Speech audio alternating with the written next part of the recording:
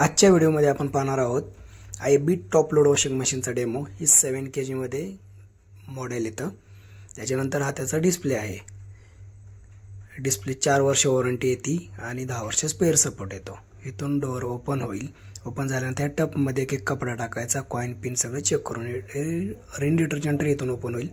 आता blue tray मध्ये liquid वापरायचं आणि जे ब्ल्यू ट्रे काढून ठेवणार आहे त्याच्या खाली जो ट्रे राहील त्याच्यामध्ये पावडर वापरायची। इथून हे क्लोज झालं, बंद झालं। डोअर पण हे कपडे टाकून आपण बंद केलं। इथून मशीन ऑन होईल। हे मशीनचं पॉवर बटन आहे।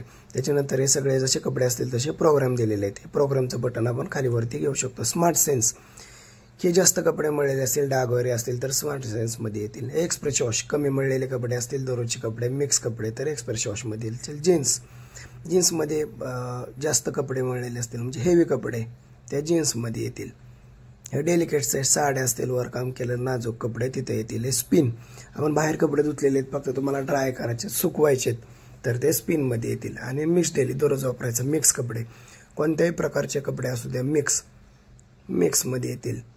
त्याच्यानंतर हे दोन लोगो दिलेले आहेत। स्टीमचा लोगो आहे, म्हणजे याच्यामध्ये निर्जंतुकीकरण केलं जातं, वाफ दिली जाते। पेशंटचे कपडे असतील तर स्टीम ॲड कशी करायची तर आपण तिथं टेम्परेचरचं बटन दाबून स्टीम ॲड करू शकतो, स्टीम वरती घेऊ शकतो।